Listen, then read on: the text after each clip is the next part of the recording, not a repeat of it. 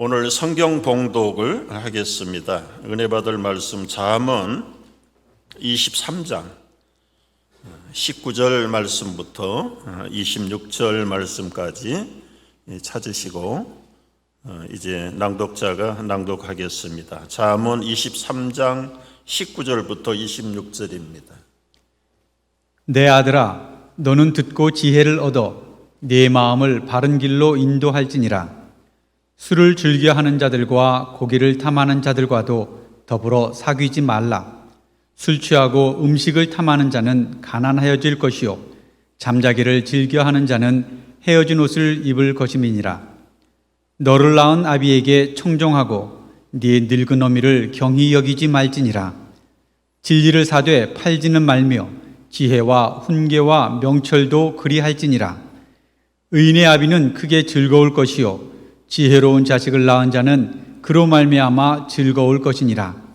네 부모를 즐겁게 하며 너를 낳은 어미를 기쁘게 하라. 내 아들아, 네 마음을 내게 주며 네 눈으로 내 길을 즐거워할지어다. 아멘. 수년 동안 아기를 갖지 못했던 그 호주에 케이트와 데이빗 부부라는 젊은 부부가 있었습니다. 그들은 오랜 끝에 또 하나님의 은혜로 임신을 했는데 쌍둥이를 임신했어요. 그런데 좋은 일만 좋으면 좋겠는데 6개월 만에 조산을 하게 됐습니다. 응급실에 실려가서 27주 만에 조산을 했는데 이 둘째 아이는 아주 건강해요. 근데 이제 첫째 아이 둘 다 딸인데 이름을 다 정해놨더라고요. 첫째 아이 제이미가 해산을 하긴 했는데 호흡을 안 하는 거예요. 그래서 의사들이 온갖 응급처치를 다 하고 그 심장이 뛰도록 20분을 열심히 조치를 했는데도 숨도 안 쉬고 심장도 안 뛰고 더 이상은 그래서 너무 답답한 마음이지만 그 부모에게 제이미가 사망했습니다 통보를 했어요. 엄마 게이트는 이 간호사가 가져다 준 식어가는 아기를 내 품에 안겨주세요. 그리고 엄마는 그 연약한 제이미를 이미 죽었어요. 그 아이를 품에 넣고 호흡하지 못하는 그 아이를 위해서 감싸고 있는 거예요. 여보, 당신도 옆에 와. 마지막 가는 이 아이 우리가 좀 따뜻하게 안아주자. 그런데 5분이 지나면서 아이의 몸이 움직이기 시작합니다. 의사는 냉정하게 그건 희망을 갖지 마세요. 그건 무조건 반사입니다. 의사는 냉정하게 선언했지만 이 엄마는 나는 아기를 체념할 수 없습니다. 마지막 순간이라도 의미 있게 보내고 싶어요. 내가 얼마나 만지고 싶었고 내가 얼마나 보고 싶었고 내가 우리 부모가 누구인가를 알려주고 싶고 얼마나 사랑했는가도 이 아이에게 알려주고 싶었어요.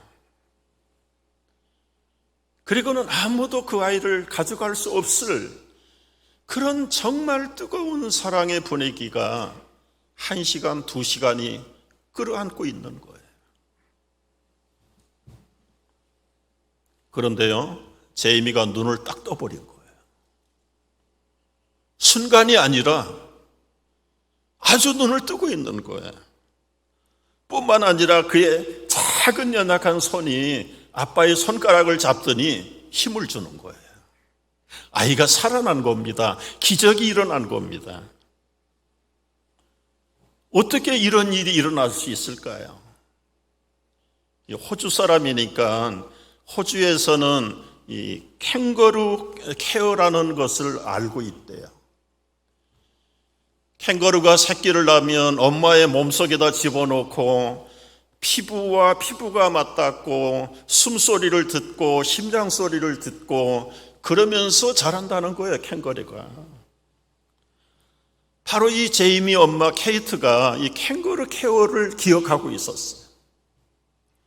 비록 식어서 죽었지만은 엄마의 냄새를 맡고 엄마의 심장 뛰는 소리를 듣고 엄마의 피부가 맞닿아 있을 때 10달 동안 익숙했던 엄마의 냄새를 맡을 때 우리 아기도 살아날 수 있을 것이야. 그런 확신을 가지고 1시간, 2시간을 죽은 아이를 끌어안고 살려낸 것이 바로 엄마였습니다. 산소가 호흡이 부족해서 정상적인 아이가 될 수 없을 거라고 했는데 이 제이미와 그리고는 두 딸들이 건강하게 지금은 5살이 됐어. 그 오른쪽에 있는 아이가 제이미돼요. 얼마나 놀라운 기적인가요? 이것이 엄마의 사랑입니다. 엄마의 사랑은 기적 자체입니다. 신비입니다. 그 엄마의 사랑이 곧 하나님의 사랑입니다. 여러분 믿으시면 아멘 하세요. 물론 엄마의 기둥인 아빠들, 참 우리가 마음으로 언제나 뜨거운 박수를 보내야 될 우리 부모들이고 엄마와 아빠들입니다. 이런 엄마 아빠를 어버이 주일에 어떻게 즐겁게 기쁘게 할 것인가? 오늘 잠언의 말씀에서 명령하세요. 내 부모를 즐겁고 기쁘게 하라, 기쁘게 하라. 명령하시는데 우리가 어떻게 부모를 즐겁고 기쁘게 할 것인가? 구체적으로 잠언의 가르침을 들어가기 전에 먼저 우리가 이해하고 바로 알아야 될 것은 우리 부모들의 위치가 어딘가, 도대체 부모라는 존재는 어떤 분들인가에 대해서 성경적으로 우리가 바로 배워야 됩니다. 배워야 돼. 우리가 부모를 선택한 것이 아닙니다. 부모가 우리를 이 땅에 보내셨어요. 하나님을 대신해서 하나님이 우리에게 부모를 통해서 여러분과 나를 이 땅에 보내신 것입니다. 따라서 이 부모가 하나님의 대리자는 사실을 여러분 억지로 설명할 것이 아니고 이 성경적인 증명을 통해서 우리가 배워야 합니다. 첫째 우리가 배워야 될 것은 십계명 속에 나타난 부모의 역할. 여러분 하나님이 모세에게 2 돌판의 계명을 주셨지요. 한 돌판에는 하나님께 대한 계명, 1계명부터 4계명까지, 그리고 2번째 계명은 사람과 사람 사이에서 지켜야 될 계명, 5계명, 6계명부터 10계명까지. 이 하나님과 사람의 계명 속의 중간에 5번째 계명이 무엇입니까? 우리가 잘 기억하지요? 내 부모를 공경하라. 공경하라. 하나님을 어떻게 잘 섬길 것인가? 사람을 내 몸처럼 어떻게 사랑할 것인가? 수직적인 하나님과의 관계와 이 수평적인 인간관계의 중앙의 연결고리가 누구냐? 내 부모를 공경하는 것이다. 아무리 하나님을 잘 공경한다고 해도 부모에게 공경하지 않는 것은 하나님 공경할 수 없다. 아무리 휴머니즘을 가지고 이웃들을 내 몸처럼 사랑한다고 하지만 부모를 공경하지 않는 휴머니즘은 아무것도 아니다. 그래서 하나님과 사람 사이의 연결고리가 무엇이냐? 그것은 부모를 제대로 공경하는 것이 하나님과 사람 사이에게 주신 계명을 온전히 이룰 수 있는 키 키워드다, 키워드. 여러분 1계명부터 4계명까지 가만 묵상을 해보면요, 하나님 외에 어떤 것이라도 공경하면 쳐 죽이라고 그래요. 쳐 죽이라. 그렇게 엄격하신 하나님이 왜 부모를 공경하라고 그랬을까요? 오로지 하나님만이 공경을 받으셔야 되는 대상인데 하나님이 친히 내 부모를 공경하라. 공경한다는 말은 하나님 섬기듯이 부모를 섬기라는 거예요. 하나님께 예배하듯이 부모님께 대한 그 경애를 버리지 말라는 거예요. 따라서 다른 말로 하면 하나님을 대신하여 나에게 볼 수 있고 만질 수 있고 얘기할 수 있는 하나님, 부모님을 대신 보내셨다는 겁니다. 그러니까 눈에 보이는 나를 낳아주신 부모님을 제대로 공경하지 않고는 하나님을 공경할 수도 없고 이웃을 사랑할 수도 없다. 얼마나 놀라운 부모 위치인가.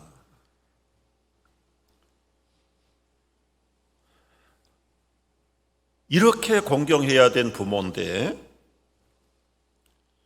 이 공경하는 자녀들에게 보상이 있어요. 보상.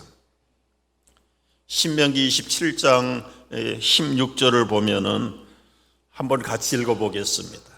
그의 부모를 경홀히 여기는 자는 저주를 받을 것이라 할 것이요 모든 백성은 아멘 할지니라. 부모를 홀대하고 경솔하게 여기고 아주 무례하게 행하는 그 자식들은 저주를 받을 것이다. 반대 축복이 있어요. 출애굽기 20장 12절 우리 한 목소리로 읽습니다.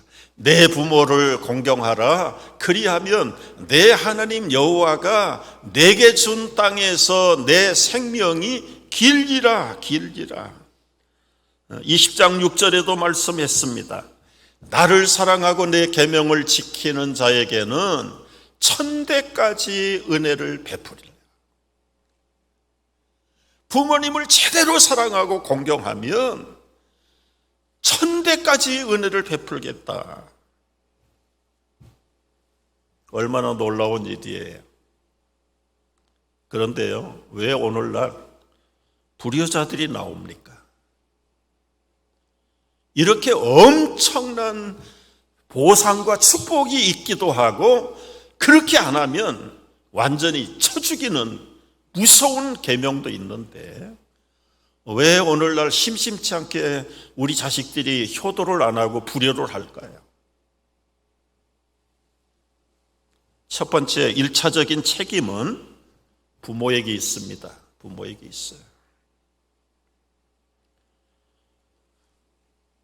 자녀들을 향한 교육이, 부모들의 교육이 아무리 좋아도 불효자 만들었다면 그것은 아이들의 책임이기 전에 그들을 낳아서 기른 부모들의 1차적인 책임입니다. 참 얼마나 슬픈 일이에요. 정말 부모는 죽어서도 자식을 잊을 수 없다는 존재인데 그 본능적인 모성애의 고귀한 사랑을 가지고 있는 그 엄마들의 사랑이 여러분 자식들을 제대로 가르치지 못한 거예요. 그 모성의 본능적인 사랑이 최고의 강점이면서 동시에 잘못 사랑하면 그게 결정적인 약점으로 바뀌어버려요.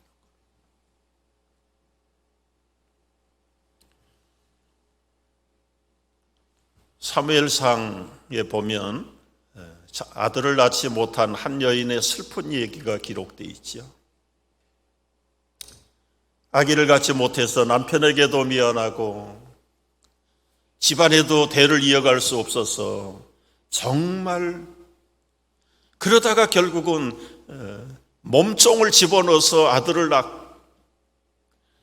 낳고 나니까 자기는 안방 주인이 관세 대상이 됐어요. 어디 가서 하소연할 데가 없어서 성전에 올라가서 하나님 앞에 하소연하는 한나의 그 간절한 모습을 우리가 기억합니다. 얼마나 위급하고 얼마나 답답했으면 미처 다 쏟아놓지 못하는 심정을 하나님 앞에 아뢰는데 제대로 말소리가 안 들리는 거예요. 그 성전을 담당하는 엘리라는 제사장이 가만 들어보니까 이 대낮에 젊은 여자가 와가지고 술 타령을 하고 있는 거예요.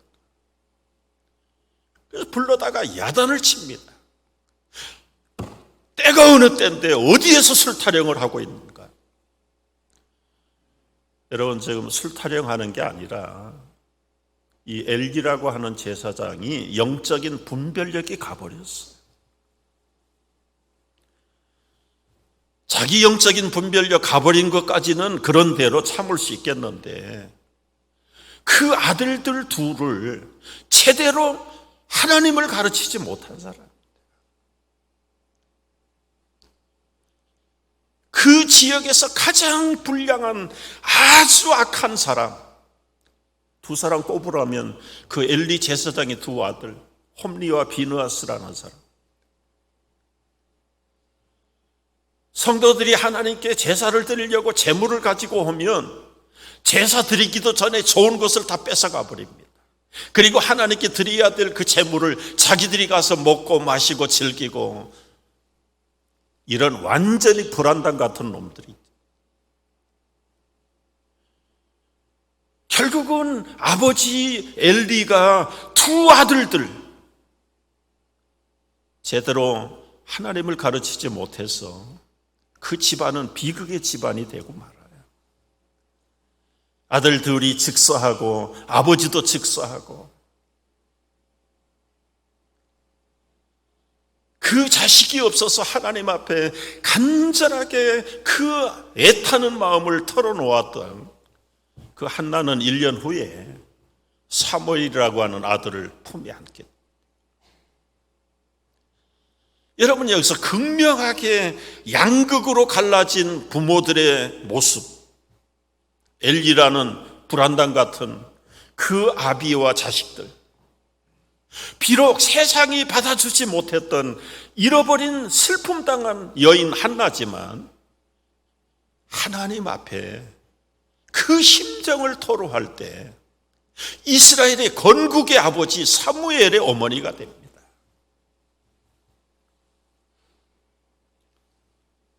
오늘날도 여러분, 자녀들을 저주 가운데 빠지게 하는 책임이 그들에게 있는 게 아니에요. 그 부모들에게 있어요. 부모들에게. 그래서 어버이 주일이긴 하지만 이 어버이들이, 부모들이 정신을 바짝 차리지 않으면 여러분, 눈에 넣어도 아프지 않을 여러분의 자식이 나중에 저주가 된다는 사실을 관가 안 할 수 없어요. 참 무서운 이야기입니다. 요즘 젊은 자녀들의 푸념이 인터넷에 많이 올라와 있더라고요. 그 제목이 뭐냐면 엄마 아빠 때문에, 스트레스 때문에 못 살겠어요. 제가 내용을 읽어봤어요. 벌써 아이들이 사춘기에 들어서면 엄마 아빠가 부담이 된대요. 그냥 안 보면 좋겠대요.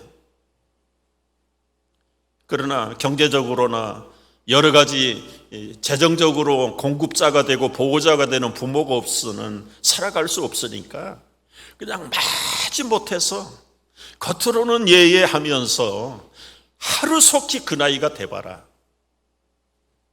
내가 부모를 다시는 보지 않는다. 그걸 속에서 갈면서 산다는 거예요. 갈면서. 그 아이들이 사춘기가 돼서 그랬을까요? 역시 그 책임도 부모에게 있어요. 부모에게. 어느 대학에 들어간 딸이 쓴 편지입니다. 엄마의 품을 떠나 가정을 떠나 기숙사에 들어와 있어요. 엄마는 하루에도 몇 번씩 툭 하면 전화를 한대요. 그리고는 네가 없는 세상은 죽은 세상이다. 나는 엄마가 네가 없는 세상은 살 가치가 없다. 네가 엄마 생각을 몇 번이라도 하냐.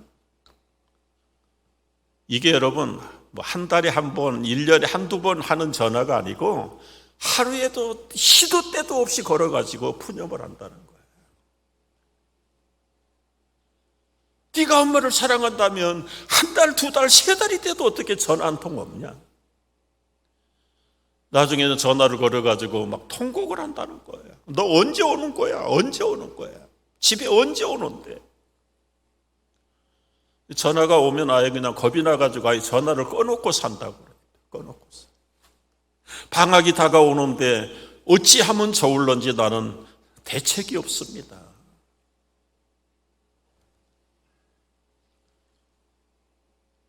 여러분은 원인이 어디에 있어요? 이 끊을 수 없는 본성적인 모성애, 이게 잘못된 결과가 그렇게 나타난 겁니다.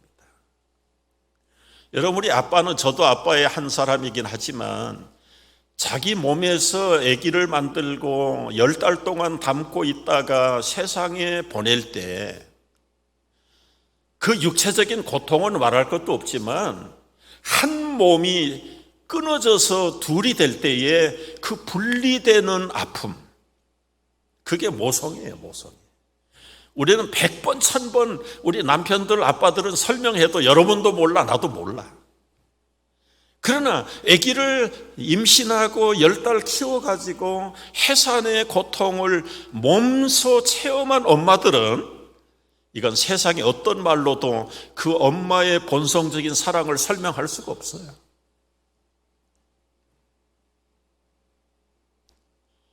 그 하나님이 주신 기본적인 모성애예요.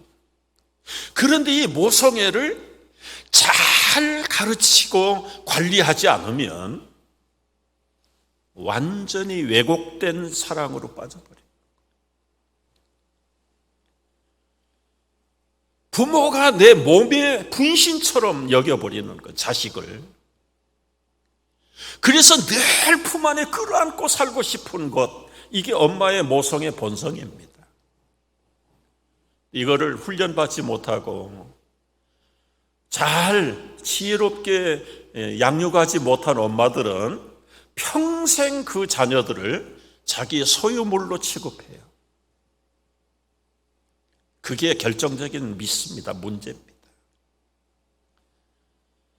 물론 아이들이 점점 자라서 적어도 대학을 갈 나이가 된다면 이제는 엄마도 훈련하고 이 아이들도 독립적인 인간을 만드는 훈련을 했어야 되는데 그 끈을 놓지 않는 거예요. 계속해서 리모트 컨트롤을 가지고 그들의 일거수일투족을 따라다니면서 추적하는 게 이 삐뚤어진 모성애입니다. 삐뚤어진 모성.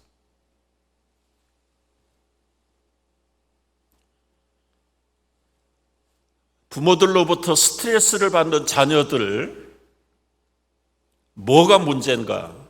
제가 모아봤어요. 과잉보호, 편애, 폄하, 비현실적인 목표, 애정 결핍, 채워주지 않는 것들, 아이들만 있는 방이 없게 되거나 그들만이 가질 수 있는 공간이 없대거나, 뿐만 아니라 느슨한 규칙들, 부모의 비판, 과도한 훈계, 권위를 남용하는 것, 아이들은 모르겠지 하면서 부모들이 부도덕을 행하는 것, 이것들이 아이들에게 아주 그냥 정말 죽을 수밖에 없는 스트레스의 문제들이라는 거예요. 이게 누구에게 쏩니까? 자식들이 만드는 게 아니라 부모들이 이런 일들을 만들고 있다는 겁니다. 그래서 에베소 6장 4절에서는 이걸 한마디로 이렇게 모았어요. 아비들아, 너희 자녀를 노엽게 하지 말고 노엽게 하는 종류들 지금 열거해 준 그런 것들, 그거 하지 말고 오직 주의 교훈과 훈계로 양육하고 키우라는 겁니다. 우리 어버이 주일에 어버이들이 좀 따끔하게 우리 자신들을 돌아봐야 될 부분들입니다. 이제는 여러분, 자녀들이 어떻게 부모를 즐겁고 기쁘게 할 것인가, 오늘 잠언 말씀 통해서 한 두 가지만 강조를 하고 싶어요. 첫째, 여러분의 부모를 즐겁고 기쁘게 하려면 좋은 친구들을 사귀어야 된다는 거예요. 20절 말씀 보십시오. 술을 즐겨하는 자들, 고기를 탐하는 자들과 더불어 사귀지 말라. 여러분, 여기서 눈여겨봐야 될 것은 술이나 고기가 1차적인 문제가 아니라 탐하는 것. 여러분, 술도 가까이 할 일이 아니고 고기도 너무 가까이 하면 성인병에 걸린다는 거 여러분 다 알아요. 그런데 그런 나쁜 것들을 탐하는 자들, 쉬운 말로 그 생각 가치가, 식성이, 습관이, 그 생리 구조가 육적인 사람, 정욕적인 사람, 세상적인 사람, 먹고 마시자 하는 주의자들, 그런 사람하고 친구하지 말라는 거예요. 사람이 여러분 떡으로만 사는 존재가 아닌데, 떡만 가지고도 뭐 넘치고도 넘치는데 거기다가 술에다가 고기를 밝히는 사람, 그 넘치는 힘, 그 넘치는 정욕 가지고 뭐 했습니까? 그런 사람들의 생활의 패턴은 빤해요. 출발이 육적인 것이고 결과가 육적인 것으로 망하는 것이. 어떻게 이것이 부모에게 즐거움이 되지 못하고 괴로움이 될까요? 정말 사람이 친구를 잘 사귀어야 되는데 왜 친구가 중요합니까? 일단 친구는 마음에 벽이 없어요. 정말 친구라고 하면 서로 이렇게 닮아가는 겁니다.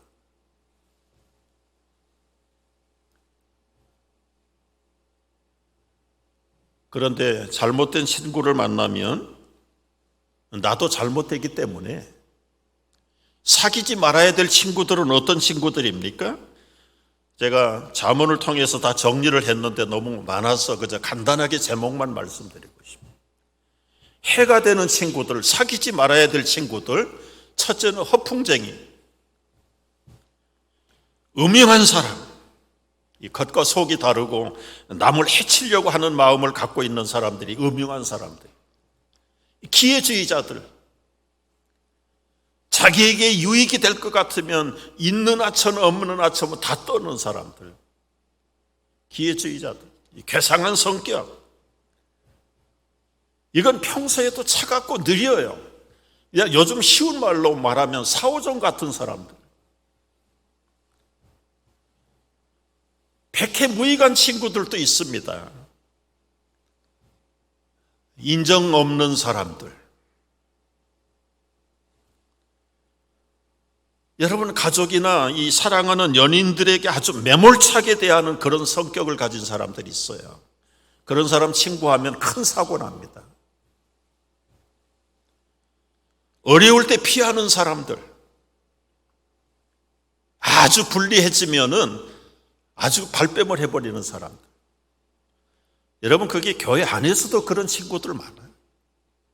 아부의 성격 하는 사람들, 이런 사람들은 백해무익이다. 이런 나쁜 친구를 정리하는 방법이 있어요. 여러분, 이건 빨리 하면 빨리 할수록 좋은 겁니다. 흥분하지 말고 냉정하게 차분하게 정리해야 돼. 절대로 환영하면 안 됩니다. 소극적인 반응을 보여야 돼요. 한 번도 전화 먼저 하면 안 됩니다. 그런 사람은 아예 딱 끊어야 돼. 딱 끊어버려야 돼. 과감하게 정리를 해야 돼요. 예정 때문에 끊지 못해가지고 우유부단하다가는요, 엄청난 치명적인 후유증이 나타나요.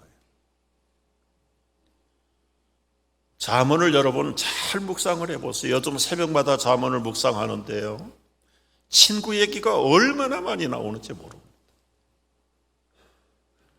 왜 이렇게 친구가 중요합니까? 친구의 운명은 내 운명하고 직결되어 있어요.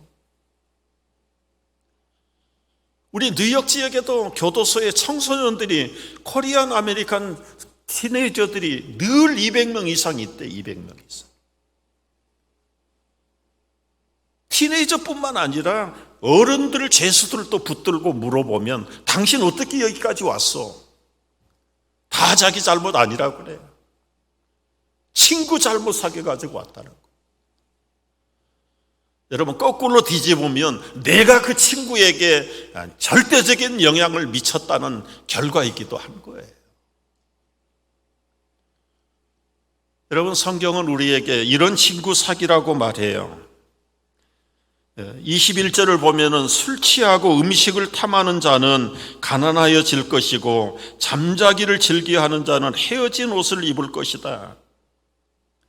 결국 친구의 신세가 내 신세가 되고 친구의 운명이 곧 내 운명이 된다. 이런 친구들은 사귀어서는 안 된다.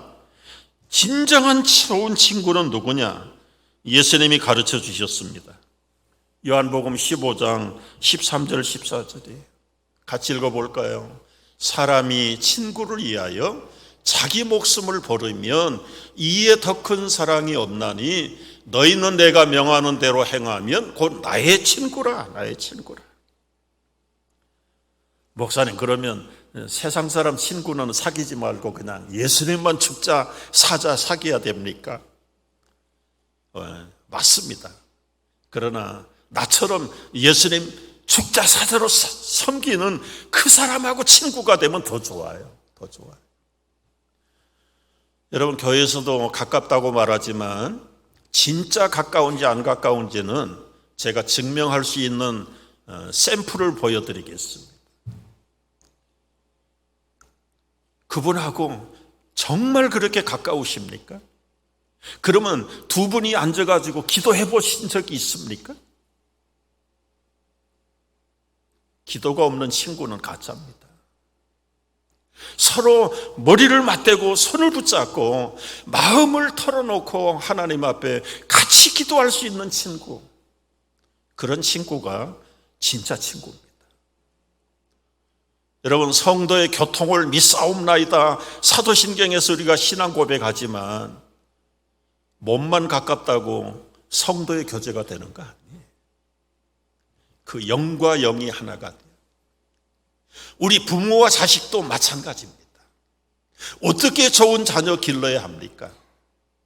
부모의 마음속에 있는 그 하나님의 영이 우리 자녀들에 있는 영과 같아야 됩니다. 같아야 돼요.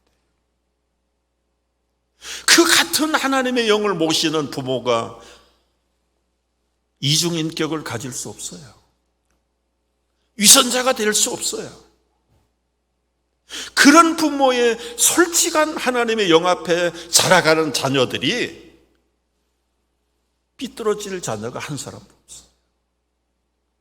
우리가 어버이 주일에 정말 부모님도, 우리 자녀들도, 우리 성도들도, 친구들도 나를 위하여 목숨을 버려주신 그 예수님을 가장 좋은 친구로 모시고 행복한 부부, 행복한 부녀, 부자, 그리고 행복한 성도들이 되시기를 주의 이름으로 축복합니다.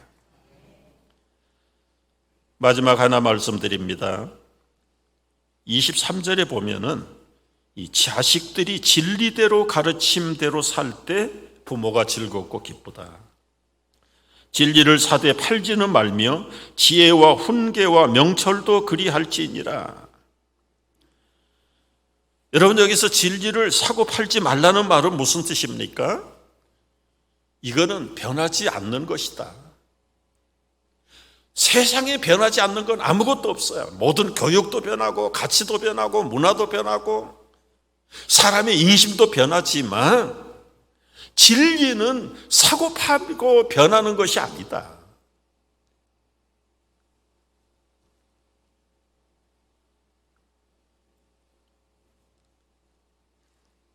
우리 부모들이 변하는 이 세상 학문에다가 자녀들의 수준을 맞추면 안 됩니다.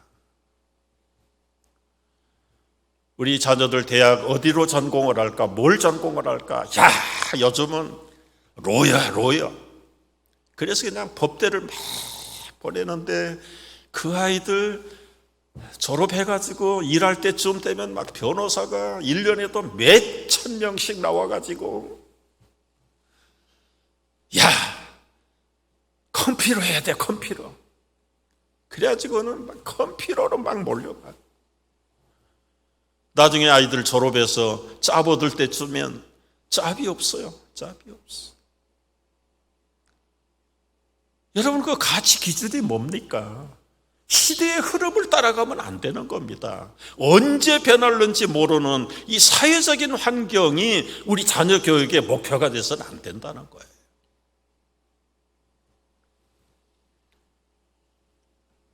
우리 자녀들도 정신을 차리셔야 돼요. 부모들은 당신들이 못 해본 걸 여러분을 통해서 해보고 싶은 대리만족의 그 본능이 있어요. 본능. 거기에 부모도 자식도 비판 없이 냉철하게 분별 없이 따라가다가는 부모도 실망하고 자식도 망합니다. 여러분, 지식은 사고 팔 수 있는 게 아니다.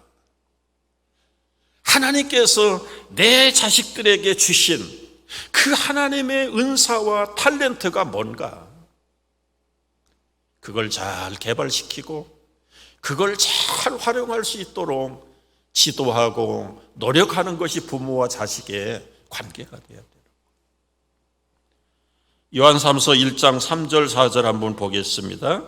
요한삼서 다 같이, 형제들아 와서 내게 있는 진리를 증거하되 내가 진리 안에서 행한다 하니 내가 심히 기뻐하노라. 내가 내 자녀들이 진리 안에서 행한다 함을 듣는 것보다 더 즐거움이 없도다.